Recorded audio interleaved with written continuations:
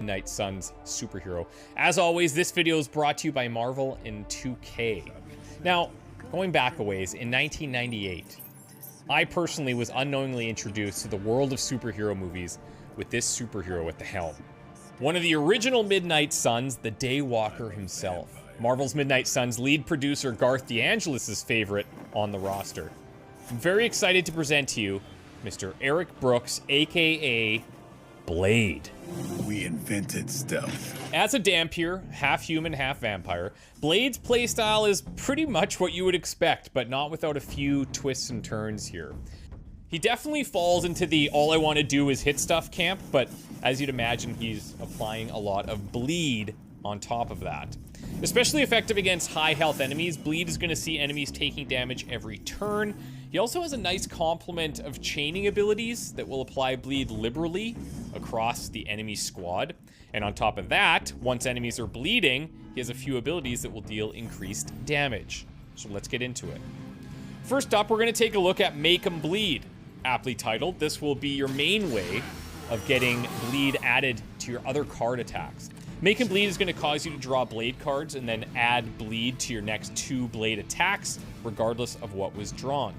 Considering the importance of bleed to a Dhampir like Blade, the card is absolutely essential to have in the deck. If you're lucky enough to have a big chain card in your hand after playing this, the Hydra are definitely going to fall pretty quickly. Now at level 1, you'll draw 1 blade card, and the next 2 blade attacks will apply 2 bleed. On upgrade, you'll draw 2 blade cards, and the next 3 blade attacks will apply 2 bleed. Share the love. Blade would love that. If you've seen any Blade quotes from videos about Marvel's Midnight Suns, you may notice that he's a bit more on the serious side. Mr. Brooks has a pretty thick shell, which is understandable based on his upbringing, but if you're willing to try and break through that rough exterior, you might just find a big softy inside. I barely saw them as human. But probably not. Either way, if you're able to build your friendship with Blade, you'll really get the blood flowing.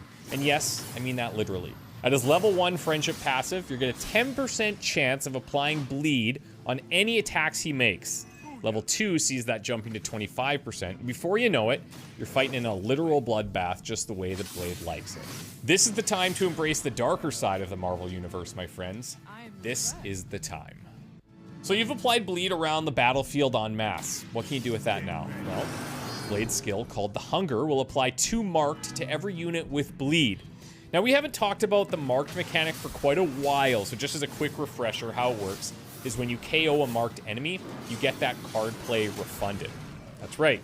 Blade's going to allow for a lot of free card plays.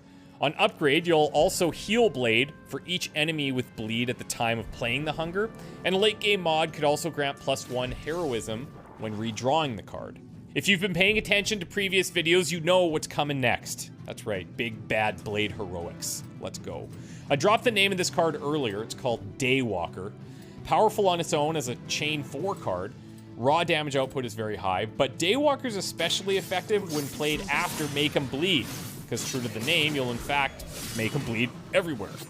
On upgrade, Daywalker also lets you draw a card for each target in the chain that you KO.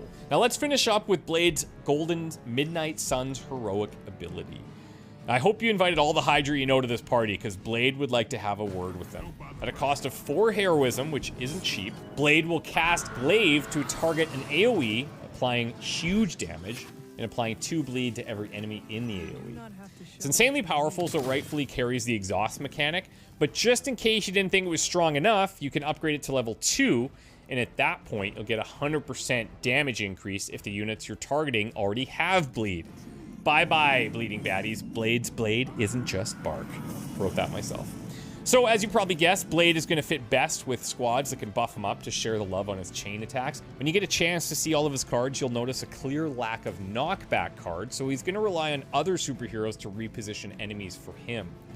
We're continuing to close in on December 2nd, and I'm just as excited as you are to get my hands on this game. Thank you so much for watching this series, you guys. Thanks to Marvel and 2K for working with me on these videos. Make sure that you're subscribed to both Marvel's Midnight Suns channel and my own. Check out the description below this video for all the important links.